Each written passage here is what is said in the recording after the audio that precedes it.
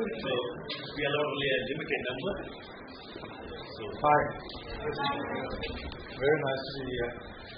So if you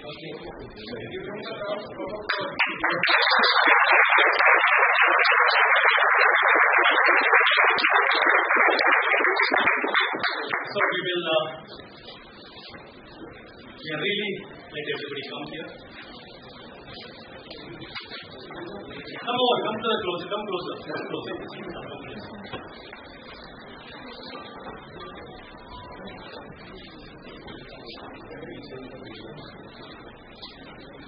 Well, I must say, I think it's really a great day. Our institution has been in existence for about 15 years.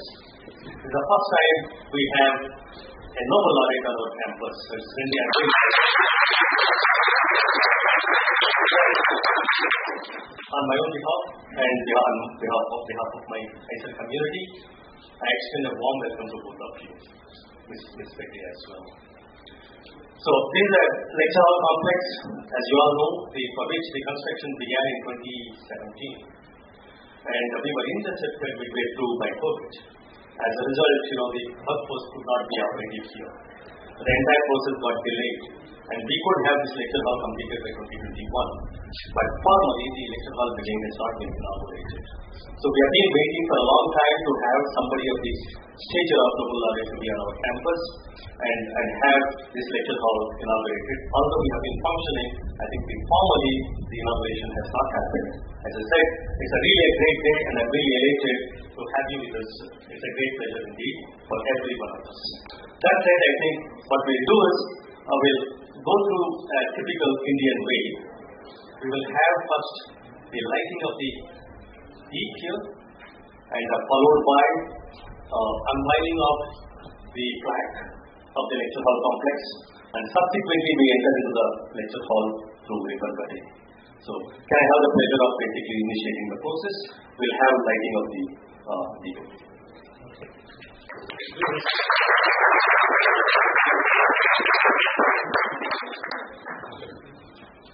No need to do this. We do it. Can I also have one or two colleagues, faculty guys, Joy and Anil or somebody, they come over,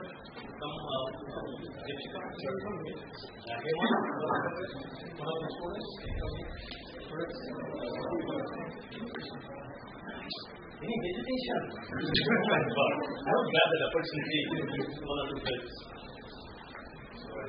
No. What's the movie?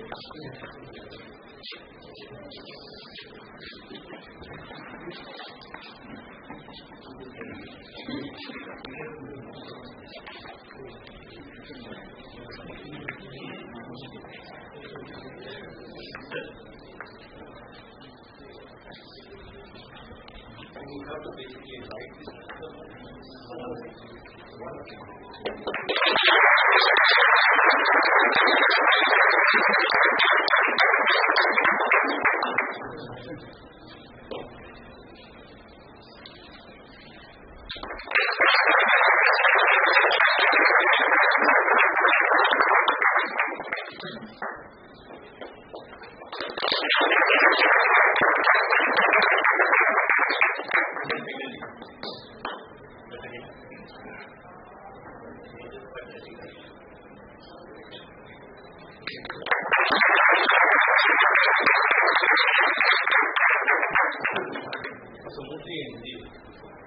And the students, where are the boys?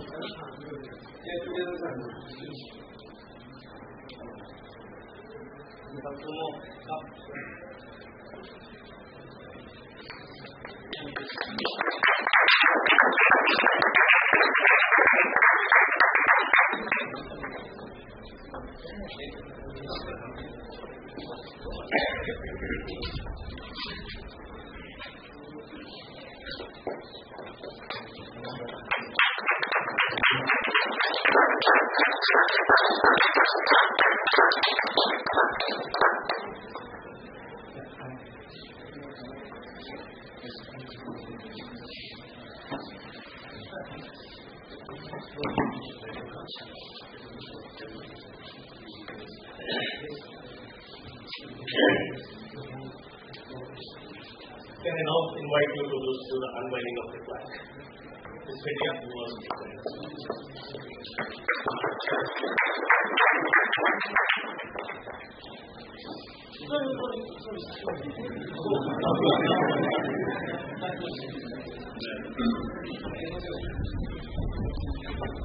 Then you make me by doing so.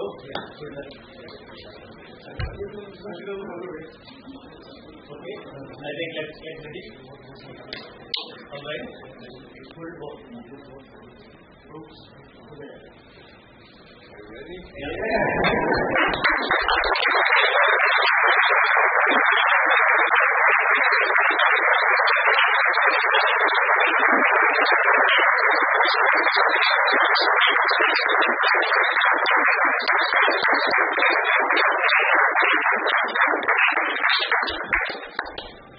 It's a great moment. I think I should take time. May I now request Professor Martin Mendel to say a few words to us to make another thing. Very briefly, because anyway we will have the session. Thank you, first of all, for this great honor to me. And I congratulate you with this new lecture hall. As you know, the Humboldt model says that science and education is 50-50, because the scientists learn from the educating their students a lot, and at the same time the students get a feeling for the research through the collaboration with the scientists. So I think that having these lecture halls is extremely important for your everyday work here.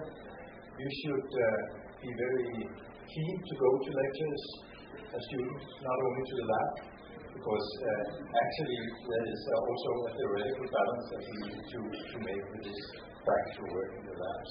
I think the practical work is actually the most exciting myself, but I truly believe that it's a balance between teaching and science that is really, or research that is really giving the optimal results for everyone.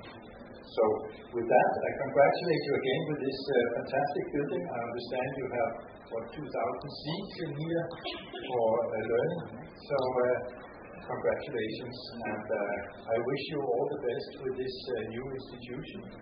And with the support, as I just said, with the support you have from the central government, there's no excuse whatsoever to become the best in the world.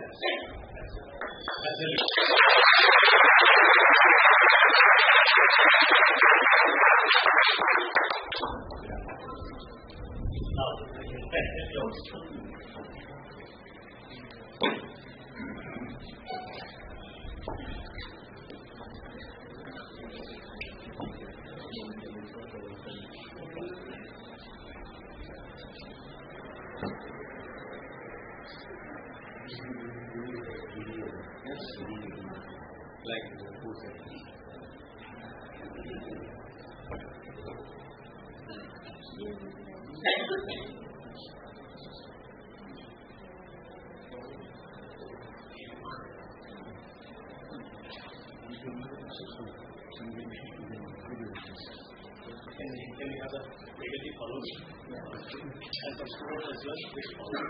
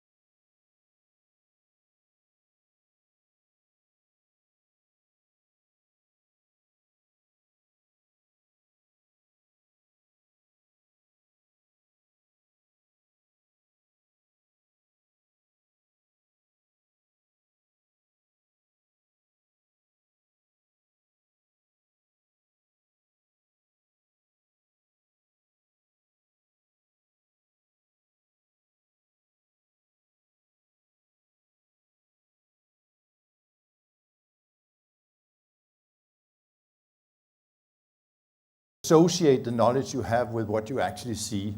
Are you observant? Do you see the odd things that happens in your experiments? And that is very, very important because it's the odd observations that leads to groundbreaking discoveries. The things that we do not expect, that's where all the new discoveries really are. So creativity, are you able to collaborate? And very important, do you have courage? Are you able to tell me as your supervisor that I'm wrong? If you're not, that's a problem. So being able to actually make your own decisions and have courage to do so, maybe even changing the course of your science. So no road to success goes straight. There's always failures in the beginning, in particular in a new science project devised by your supervisor. It's doomed to fail every time. So what happens is that you take over eventually using your courage, and you actually make it go in different directions until you find the successful way and the opportunities.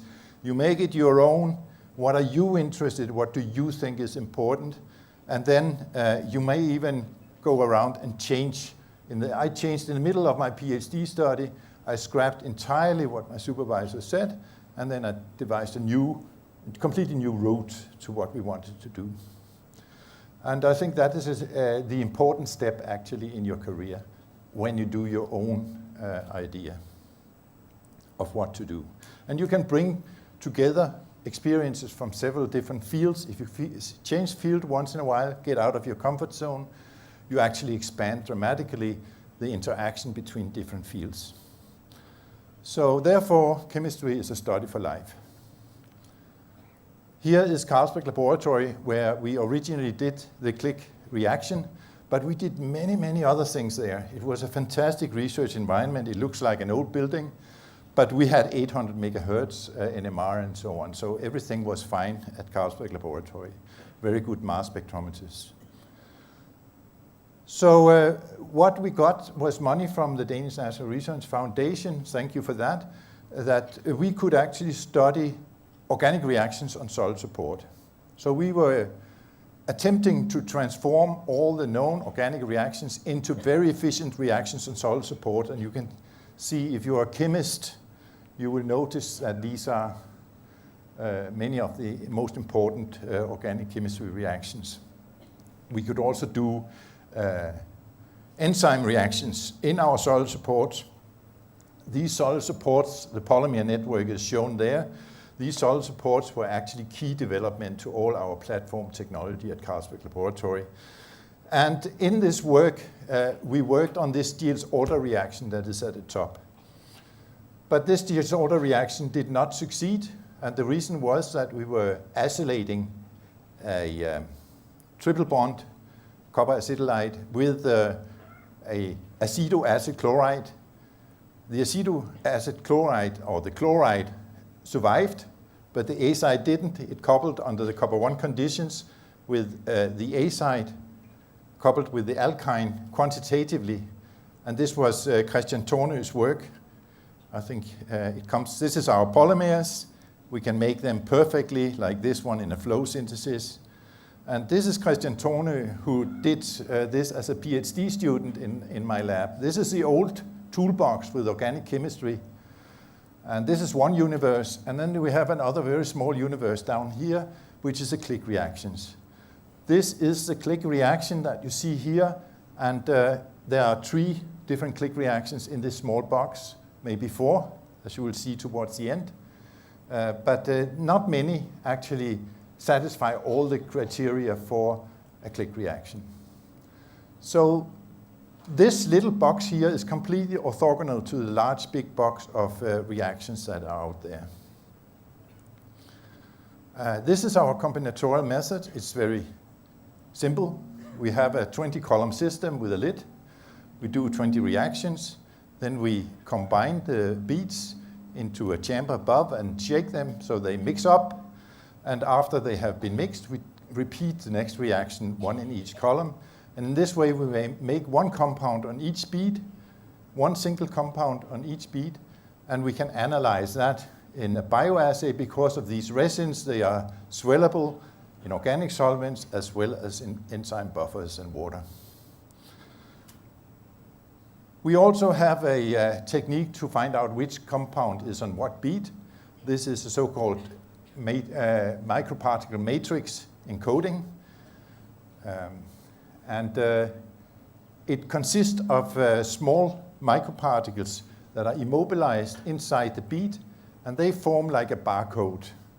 So we read the structure of this matrix that is made by the small microparticles, and we do that every time we do a reaction, so we know the history of each bead, where it has been during the synthesis. So that's how we decode here. So that together build a platform with the combinatorial chemistry, the screening, mouse assays, beads with cells on it, active bead in a library with cells on it. We can isolate the compounds and do the receptor interaction studies, and we can decode what was the structure of that compound on the bead.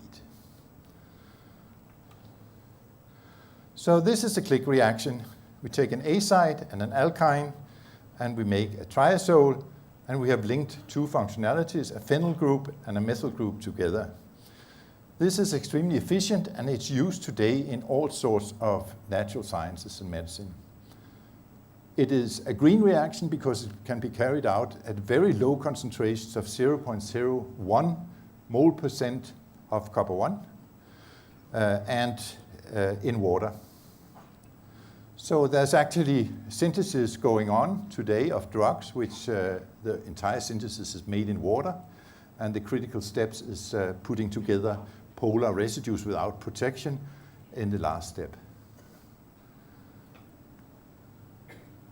So let me just illustrate what this click chemistry is. This is the HOMO of the alkyne, so where the electrons are. So this is very electron rich, and it's looking around for positive charge. Copper 1 has a very special property in that regard. You have many crystal structures that has copper 1 sitting on alkynes. And it has two special properties. One is the affinity for the alkyne. The other one is the release from the triazole. You could imagine silver and gold having similar properties, but they don't. They sit on the triazole and they can't be used catalytically. So when it interacts with the electron cloud, it acidifies the proton and takes the place of the proton. So now it's looking exactly the same. But then a second copper 1 comes in, sits on the electrons, and then it peels off the electrons to form a LUMO. This is the LUMO of the compound with the two copper atoms sitting at the end of the alkyne. Then the selectivity comes in. Why is it so selective for reaction with A sites? It's because there is an absolute overlap between the HOMO of the A site and the LUMO of this dicopper complex. So the electrons are donated over. We have two new bonds. And we lose first one copper atom and then a second copper atom, and there's your product. So this is a very straightforward reaction. Very, very selective. At room temperature, or even 0 degrees centigrade, this happens exclusively. So here are three guys, and what can we do with the click chemistry? These are proteins or peptides that we synthesized, and we submit them or support them with 3 click residues, and then we mix them in a container here. They steer overnight, and after overnight steering, we get a single compound, and we isolate that compound, and now we have a compound that can find a cell, it can enter a cell, and it can kill a cell, whereas the individual part could not do anything. So that is in essence what is so new about click chemistry. We can do this with entirely unprotected proteins and peptides. So here we are at the Nobel ceremony in Stockholm in 2022. That was a really nice experience. The first day you hear what is going on at the Nobel Museum. You also deliver an item which is essential to your research, and this is the first multiple column synthesizer in the world. It is now at the museum together with a publication describing it. And here is a chair with a golden signature, very proud to be beside Emmanuel Charpentier. So these guys are called Japanese horseshoe crabs. They are harvested for their blood, used in medicine to detect very, very minute amount of bacteria in your blood in the hospitals. They do that by encaging the foreign organism by 2 macromolecules, and then it injects these molecules you see up here in the corner. They are sort of cannonballs of toxic effects for the bacteria. Because of this immune system, the innate immune system, these have survived for 400 million years. And the compound that we are interested in is this target-placing 1. It looks like that. It has 2 disulfide bonds. And we were then asking the question, can we substitute these 2 disulfide bonds with click reactions in order to get the same activity, the same fold of the peptide? So we synthesized with the triazoles and different linker lengths, and we investigated by NMR, could see it forms this dimer that is completely benign. It floats around with positive charge on the surface. And when this positive charge finds a negatively charged cell membrane like the bacterial, it forms a pore. And through this pore, you will see all the content of the cell is floating out of the cell, and the cell dies. So that's how that works. It's very difficult to make resistance against such a physical antimicrobial compound. And we tried it then in 4 cell types: coli, Staphylococcus, Salmonella, and Bacillus.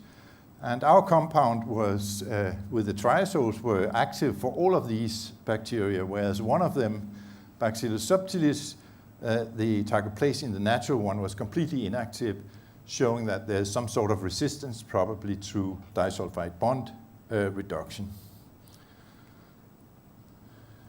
And now we're back in Stockholm here. And this is the moment, the big moment where you get the Nobel Prize. So you hold the king's hand.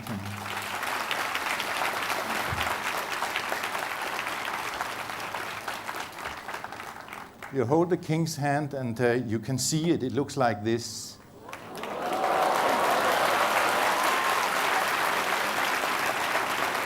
So you get it for a short while, but then you have to give it back. And I was scratching my head, why do I have to give it back? I thought I got the Nobel Prize. But the fact is that this is because, like myself, many of the Nobel laureates are very old, because it took 30, 40 years to prove that it was important what they did. And some of them have lost a little bit on the way. So this is why we get it only on the last day, like this, before we go home. So here's another example of use of click reactions. This is a protein that is a protease, and we are expressing this, and we are not getting anything out of it. It's just micrograms of protease, and everything dies. And that's because proteolytic enzymes hydrolyze the host cell's protein. So the cells die on the way. So that's a very important problem in biotech. And we asked the coli if they liked that, and they did not give any positive response. So we thought we would cut this activity by simply cutting the protein in 2 and expressing them separately in 2 jars, getting 2 fragments that we could then combine after expression. We got several hundred milligrams of each of these. We combined them with a click reaction, as you will see, and the coli was very happy. So these are the 2 fragments. They look like that, and we combine them with a copper 1 atom here to click these 2 together. And we got the protease, and we asked, is this protease active by hydrolysis of this fluorogenic substrate? And we found that our protease was actually a little bit more active than the natural TEV protease. So that was very good and probably a general method to express proteolytic enzymes. Of course, we had a lot of folding problems and so on, but those were solved, and we could actually mix them 1-to-1 and get a quantitative yield of that protease. So back in stock, nej, det var vi ikke. So this is another kind of click reaction that I would just shortly, I'm going to present that in Toronto tomorrow. But this is a click reaction that I'm very proud of. It's an intermolecular click reaction. So it's not clicking together two separate components, but it's clicking within a molecule. Here we have a aldehyde that is protected, and this aldehyde is liberated. We get a hydroxylactone and N-acetylminium ion, and that combines with any kind of nucleophile, C nucleophiles, O nucleophiles, S nucleophiles, etc. So here's the result of such several reactions, and you can see these are crude products, HPLCs, extremely pure, complete stereoselectivity, and we have very pure compounds also by the NMR. So here is the proof that we have this exactly this structure with the trans fusion of the two rings, the two new rings that is made. So that is by the NOEs. You can see 3 has a strong NOE to 1. So 3 to 1 is a strong NOE. There's only very little across here. And we can actually make a very large number of heterocycles with this reaction. I will not go into detail here. This will be tomorrow. This is a very interesting area of heterocyclic chemistry, in my opinion, and maybe even a good place for pharmaceutical industry to look for scaffolds for new drugs. So we have here for click reactions the QAC reaction, the SPARC reaction, the TCO reaction, which came in 2008, and is just as good as the QAC reaction, I would say. And then we have the Inauguration reaction, which is the intramolecular click reaction, and you can see 3 of them is driven by delta H, and the last one by delta S. So delta S is the other way to actually release energy. So if you're a young student, where should you go and look for work to do? I mean, if you can combine it in any way with the challenges that we are facing at the moment, that would be a good thing, because my generation cannot solve the environmental crisis. It's our problem, but we are not the ones that are going to get to the solution. So I think that it's a good place to look as a student for subjects to study and subjects to work with. There are going to be a lot of work in that area. So this year's new sustainable materials that are not plastic or fossil-based. We have a new processing in processing industry, very important area, new enzymes. This is one of our own enzymes made from L&D amino acids by synthesis. Maybe we can do that and make a new processing in both agriculture or food industry or drugs maybe even. This is catalysis for energy.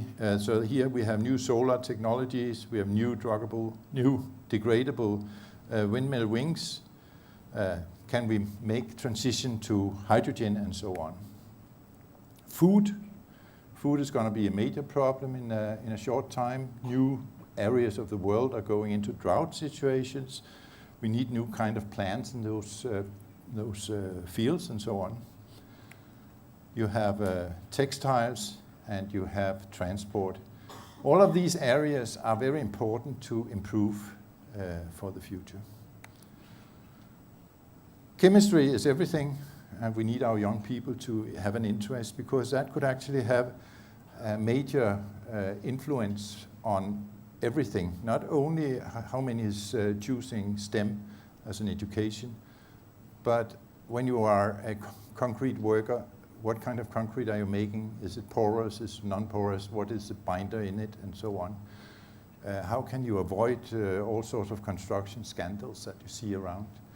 You know, if you are a carpenter, you need to know your materials. If you're a baker, you need to know what you're doing with your bread. You're putting bleach into it, for example. Is that a good idea? And also, you have to do a lot of decisions on climatical and political and regional issues for a global, better world.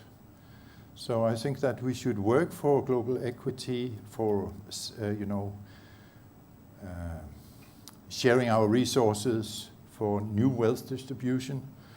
There's a lot of not right ways around the world with wealth, and try to get some more peaceful world. It's going in the wrong direction at the moment, and we are all responsible.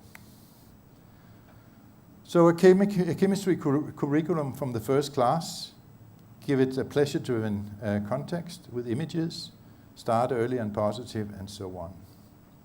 Videos, VR, artificial intelligence, a lot of efforts to improve that system, and the way that we think it could be done is simply by making a very coherent system from first grade. 5 minutes each week, first grade, of videos where the teachers actually have to deal directly with the content of the video, made by scientists, 5 scientists, and a couple of animators, and a couple of didactic people that can transfer the information to the kids. Would be very good. So you call this artificial intelligence, you get your video material sent to you, and then this can also be translated to any language in the world. So I think that could be a really, really good initiative. So most discoveries are disruptive. Most important discoveries are disruptive and are serendipitous. We don't know what we're going to discover before, because if we knew, somebody else would have known it a long time ago. So it's normally observations that are most important in science. Observe something, find the odd behaviors, and this is where the novelty is. Today all research is sort of financed, at least in Denmark, in one big pool of research money for applied and fundamental research. And all the time you sort of shift all the money towards the applied, right? Because that's pressure from industry, pressure from politicians, and so on. But I think it's completely wrong, because the future is in the fundamental research. That's where the long-term land gains are. So I think we should actually split these up completely, have a defined amount for fundamental research and one for applied. So this is the last day, and this is my wife. She was very proactive in getting the creation from the Institute of Arts at the Stockholm University, who created that on a mannequin in the museum. She got that in 2 days, a refit for her, and she took it to the great ceremonial dinner. When you dress your wife up like that, you risk this.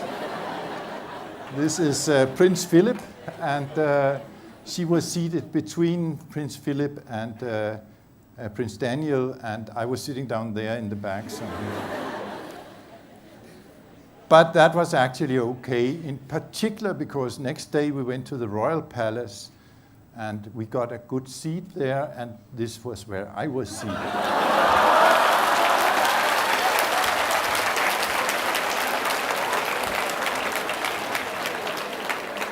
So with that entertaining image in your minds, I would like to thank all the people who have been behind this invention. And I would like to thank the Danish National Research Foundation, Carlsberg Laboratory, University of Copenhagen, Claus Bock, Michael Bolz, and Christian Wenzel Tornø for this fantastic trip around science.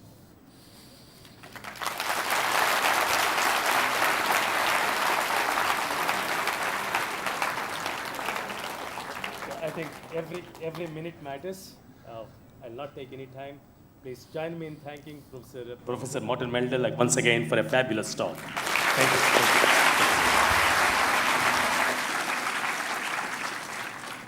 you. Mrs. Meldal is also with us. I think she was on the dais here a few minutes back.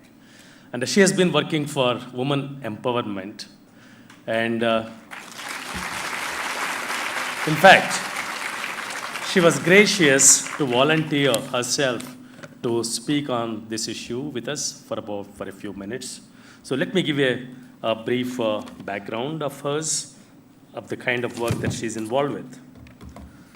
Dr. Fedria Marie Hilaire, along with Salim Albo Nielsen, a lawyer by profession, co-founded Provoke, the Professional Women of Color Network, a non-profit organization that offers career and personal development opportunities for women from minority and ethnic backgrounds seeking to increase their visibility and impact in Denmark. Founded in 2019, Provoke continues to be a voice for intersectional diversity and inclusion and work with allies to create sustainable change. The aim of Provoke is to help women connect, grow, evolve in their professional pursuits, and effect change in the world around them. Provoke's mission, strategic aspirations, and daily work contribute to selected UN Sustainable Developmental Goals, namely good health and well-being, gender equality, decent work, and economic growth, reduced inequalities, and the partnerships for the goals. With that introduction, may I request Dr. Fedria Marie Hilaire to address us.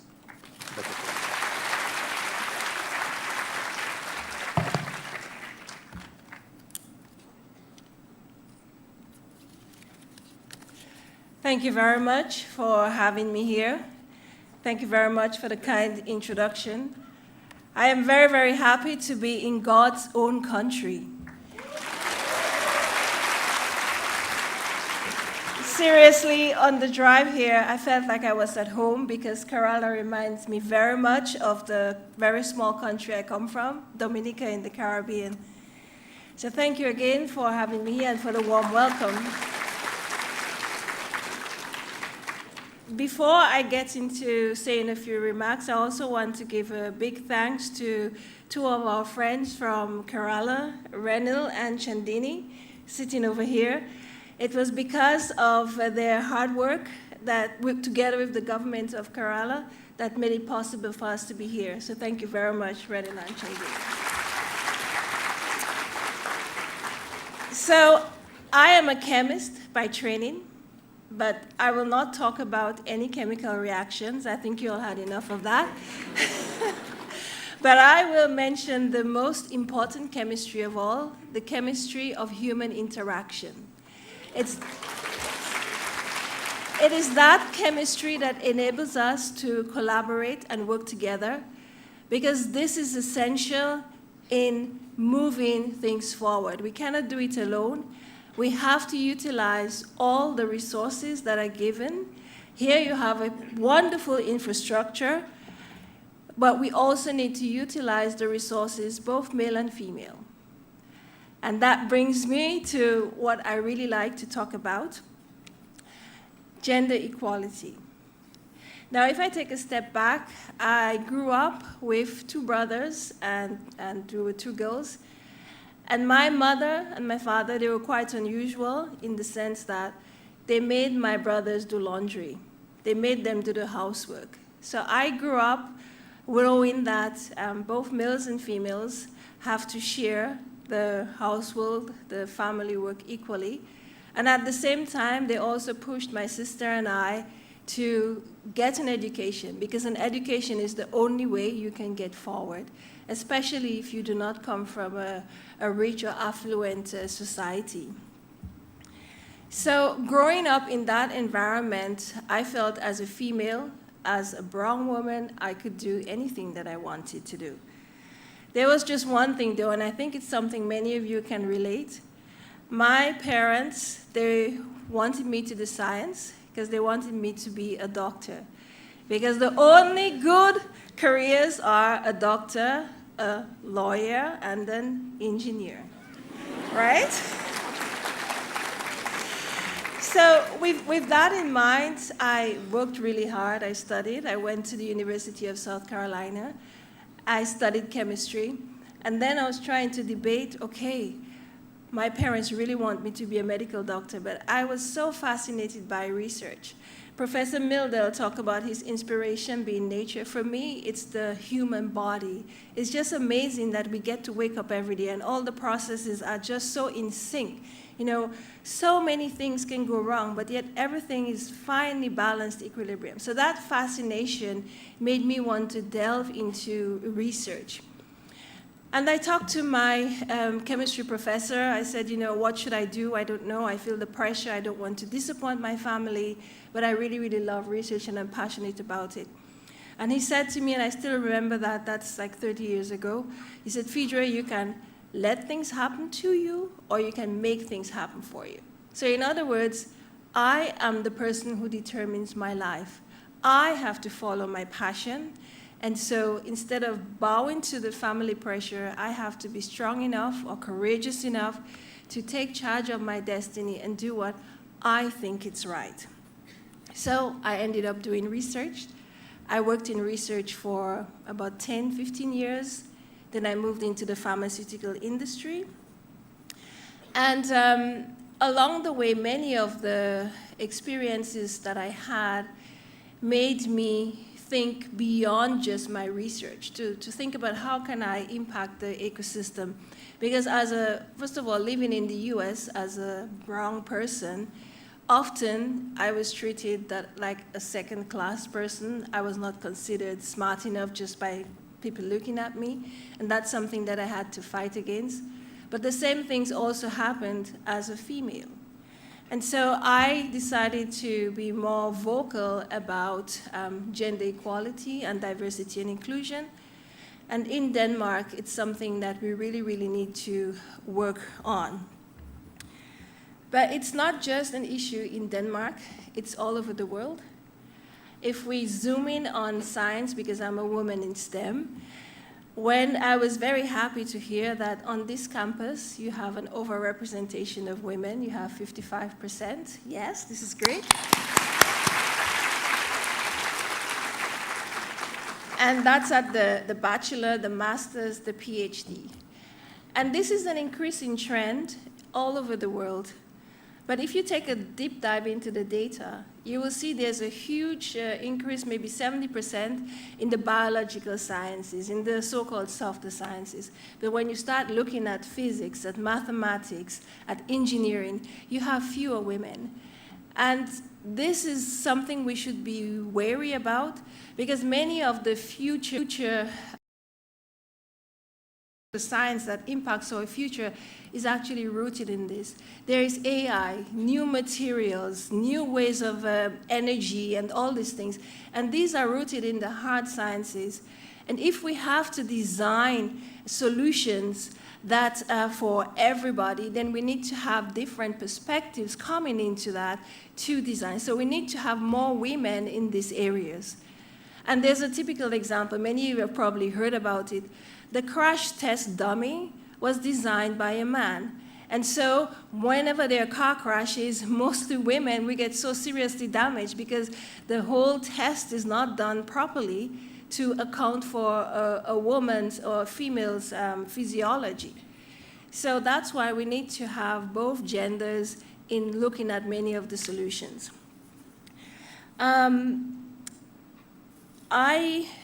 One of the things I also wanted to point out was, yes, it's about 50-50 at the educational level, but when you go into the workplace, if you also look at the leadership, the decision makers, the policy makers, then the percentage of women drops. And again, why does that happen? There are many different reasons for that. Some of them are, for example, the stereotypes in society, family pressures, family norms.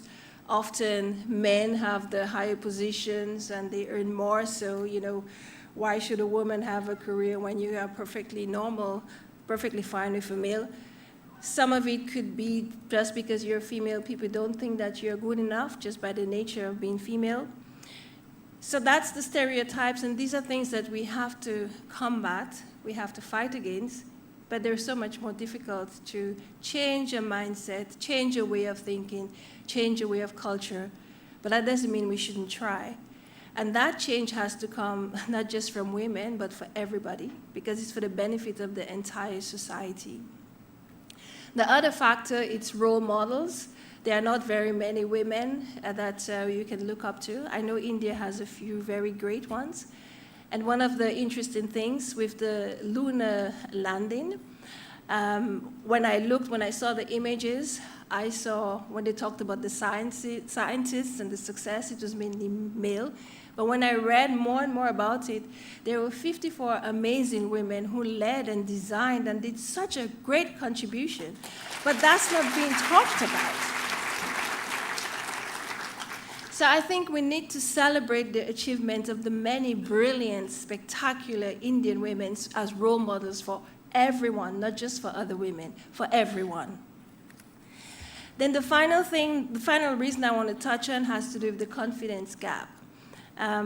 Many women have a confidence gap. Some people say it's imposter syndrome, but I don't really buy that. As for another discussion, but I think some of the things that we need to be aware of is that when, as a female, and I'm also drawing on my experience and others, often you are in an environment where you say something, you are talked over, your opinion is not respected, unless somebody else higher up or a male says it. You are overlooked, you are undervalued, you get less pay. So when you have these things happening to you on a small scale every single day, of course it will erode your confidence. But the solution is not telling women, you have to be more confident, you have to stand up for yourself. This will not work on its own.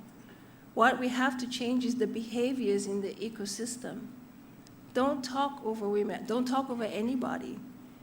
What women have to say is valuable. Listen to it. So don't fix women. Fix the environment. Fix the system. So I will round up with some advice for everybody, not just for women. And the first one is follow your heart. Based on my example, I really wanted to do research. But I was afraid of disappointing my family. So follow your heart and do what you really believe you want to do. The second thing is speak out your dreams. Tell people about what you want, because there are so many people who would be willing to help you, but if they don't know what you want, then it's not very possible for them to do. And in addition to that, surround yourself with people who want the best for you, but people who will also tell you the truth. They will tell you when you are doing well, and they will tell you when you mess up. I've had people in my life to tell me, Phaedra, you're just playing, you're not serious. Get serious and go after what you want. We all need a personal advisory board of people who want the best for us and help us. The other thing is be excellent. When you do something, go into it 200% and really excel at it. But at the same time, try different things and learn all about different things, like learn coding, even if it may not be required. Because it expands your mind, it expands your way of thinking, and it gives you the ability to take a solution in one area over here and then apply it to another area. Learn continuously. And the final thing is support each other. We are all interconnected as human beings, and yes, I can understand sometimes you feel like it's a competition, but the most important thing is actually to work together, collaborate, and help each other out. Thank you.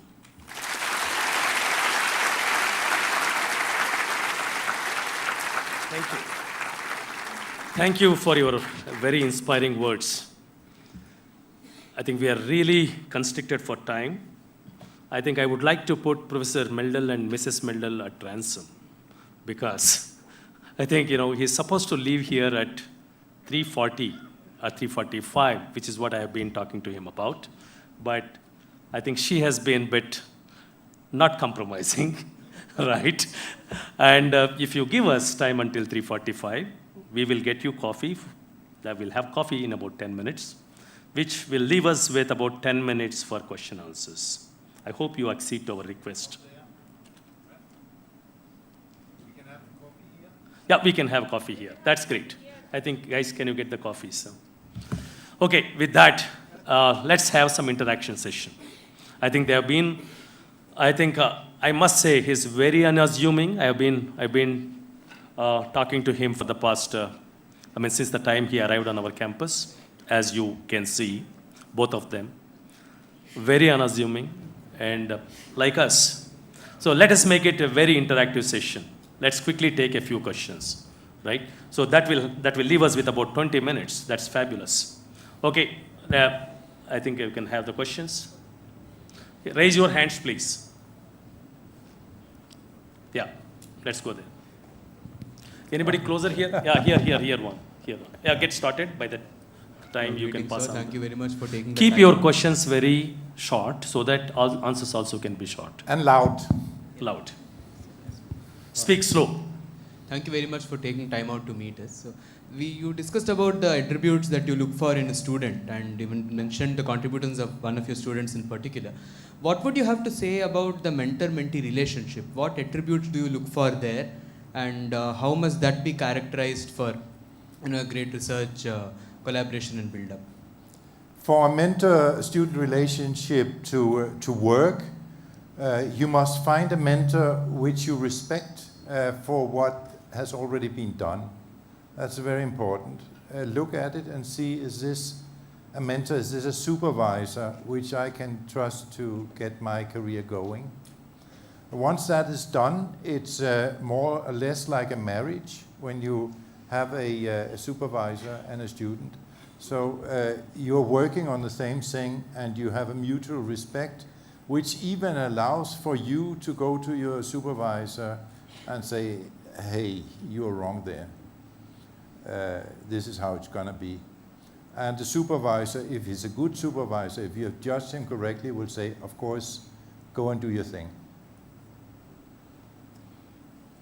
So it's not an authoritarian kind of relationship where the supervisor just instructs you. It has to go both ways in order for you to learn anything at all. Good afternoon, sir. Where are you? Here. So you have been in the field of science and research for the past few decades, and even now you're so passionate about science and research. Where does that passion come from, sir? Well, as I said in the presentation, I was really curious about how nature works, and this I'm still today, and I'm actually studying still. So I still follow literature. I still go in the lab once in a while. It's not so often since I got the Nobel Prize, simply because time is quite restricted, and I also have to supervise my own students. But before that, I was actually twice a week in the lab, doing real research with my own hand. And I think that's very important. If you go for a particular good mentor, see if he's in the lab ever. That's a good sign.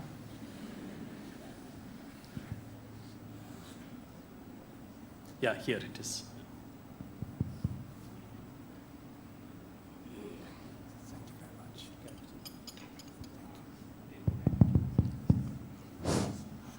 Good afternoon, sir.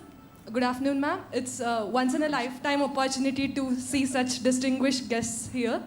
My question was for sir. How, after Nobel Prize, winning the Nobel Prize, your life must have changed a lot.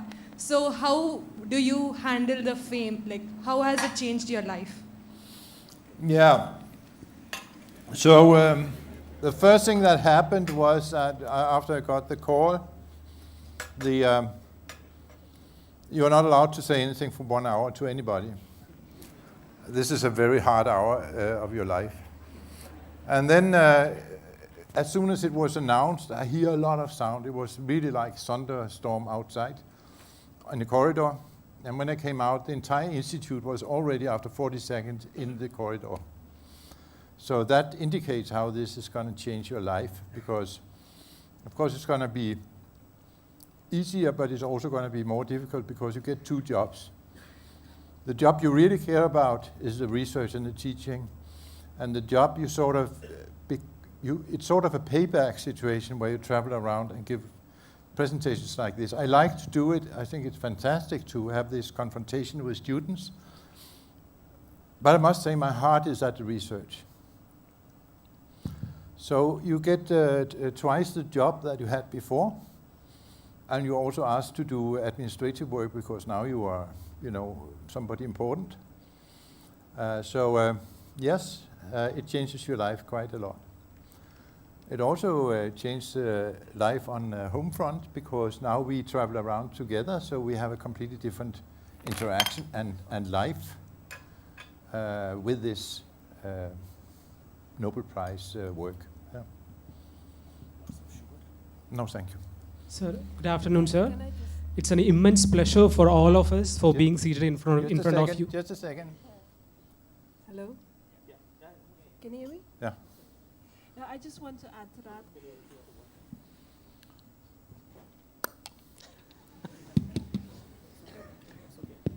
It is on.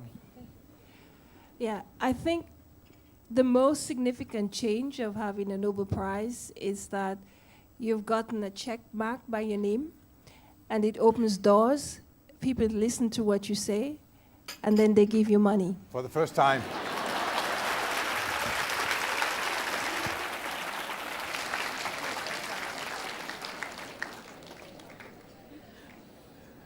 What was the next question? Yeah. Good afternoon, sir. It's an immense pleasure for all of us being seated in front of you, such a legendary guest for us. So it was just a curiosity. As you have mentioned in your presentation that already this click reactions are already there, but what made you to discover this copper catalyzed azide alkyne click reaction, cycloaddition reaction? Yeah, so I sort of tried to explain it a little bit in the talk. So we were using an aceto acid chloride and an alkyne that was part of a peptide, and we wanted to isolate that alkyne on the terminal so we would get a keto alkyne essentially with an A site sitting on it, using an amino acid scaffold. And then instead of that, it turned around and reacted with the A site 100%, and we could even use this very, very reactive acid chloride for other reactions afterwards. So it was really orthogonal to even that reactivity. So we were quite surprised. And so it was a serendipitous discovery, and it was the fact that we had our eyes opened and actually changed the PhD project towards this instead of the disorder reaction that he was originally working on. That was why it was successful. So Christian, he was really, really sad about this because he could not make this work with a disorder reaction, which should have worked perfectly according to everything we know. So you have to have your eyes open every day because it is these non-expected discoveries that are really disruptive.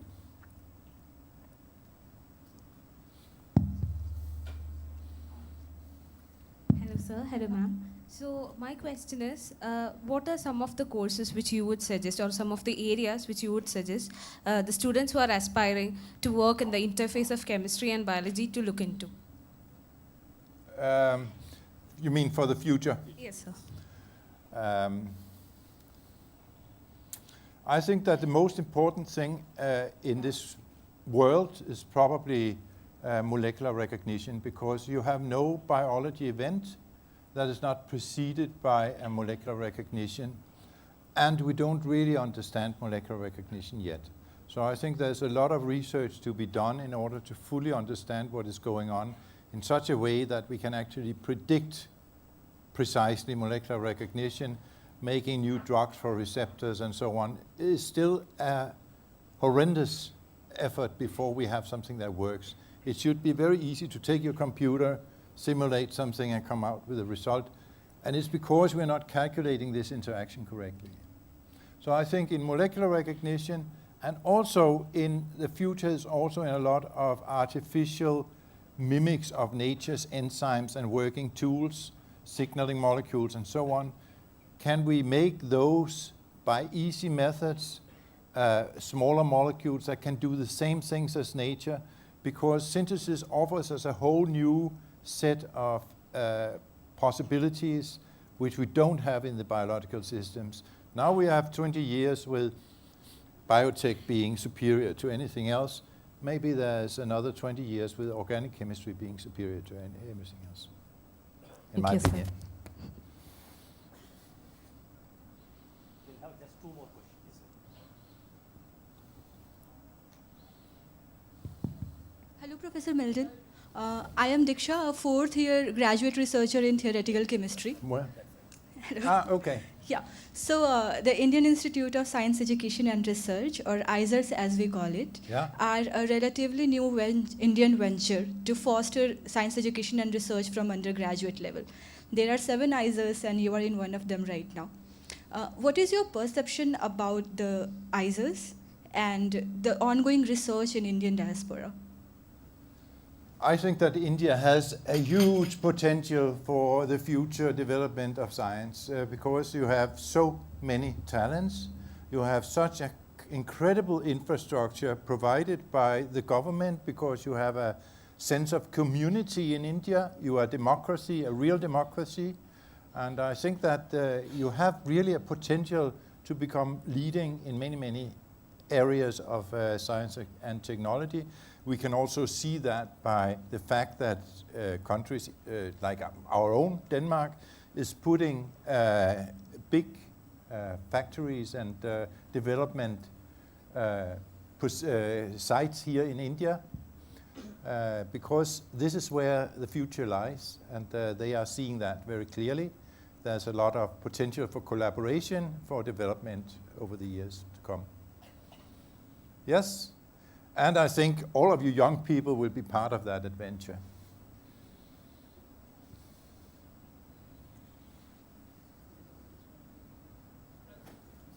Yes? Speak up. Professor, thank you for your valuable time. What are the qualities that you look in a student, that a student must inculcate in them to cater for their curiosity and passion? Yes, of course, you also have to be able to perform experiments and know a lot of stuff from your education. But it all comes together, of course, in an evaluation. Can you actually handle have you done an organic synthesis before? Have you done a cell biology assay before? You know, these things are, of course, important as well. But the most important feature that I look at is, are you able to look at your experiment and evaluate it properly, because that is where you're going to stop your research every time. If you are not able to analyze what is going on in your fume hood, you're not going to develop your science. Thank you. Sir, my question is, how do you, I'm so sorry, like you're running short of time, and so I'm asking this question. So the thing is, how do you are not bored of doing what you do? Like, you did chemistry throughout your life. How can you be bored with what I do? I have so many nice students that I teach. I have this, just think of it, I'm 70 years old, I'm almost brain dead, and I have like all these young people. That's this question to you. Don't you feel like all I do is study, study, study and nothing? No. I feel study, nice paper, wonderful students. I have students in almost every leading... No, maybe I think you should say wonderful students like you. Yeah, like you. And the other thing is... Yeah. Hello. Yeah, I think I think no. I'm sorry, because we are running out of time. With that, I think we have to close. Yes. I simply would like... Can I just say one thing? This is like the second question about being bored. First of all, if you're doing what you love, what you're really interested in, then it's hard to be bored. That is not... That is not the same as saying there will not be boring tasks. But when you keep your mind on what is it you want to achieve, this is what keeps you going, because you are curious, you want to know. Your experiments will fail, you will try it again. And to the question about qualities, resilience is also a very important quality, to take the failures and use them as motivation.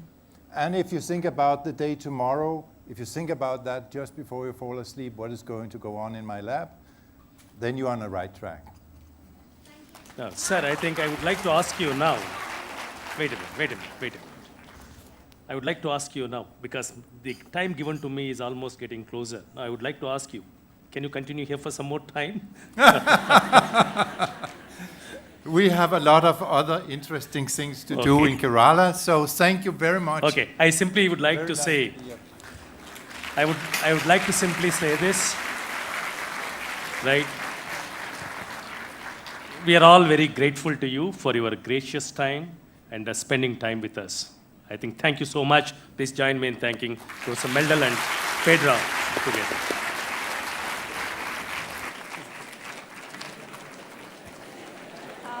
Friends, please hold on for a couple of minutes.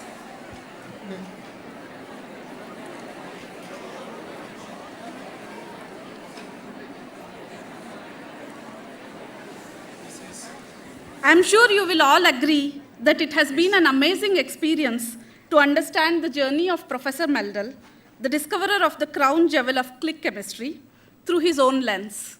As a token of our appreciation, may I now invite our director, Professor J.N. Murthy, to hand over a souvenir to Professor Meldal. Professor Murthy.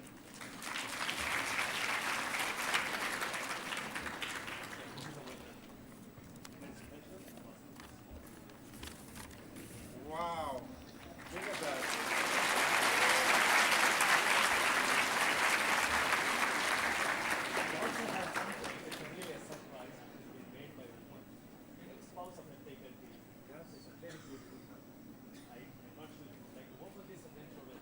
I would like to open it and show it to the people, of course I would like to. Thank you so much.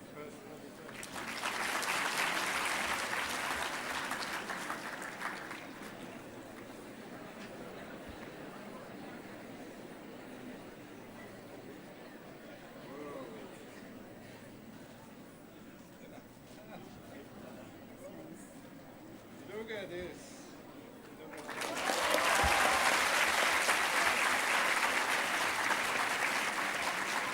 I think, I'm sure you all will be pleased to know who has done this, a spouse of a faculty member, Professor Mahesh Hariharan.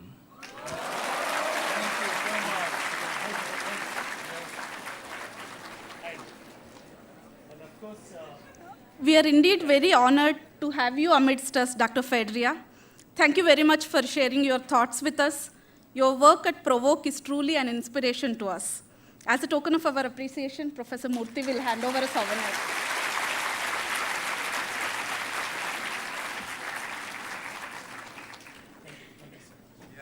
With this, we come to the end of the program. Thank you all for joining us this afternoon. Have a great day. Thank you.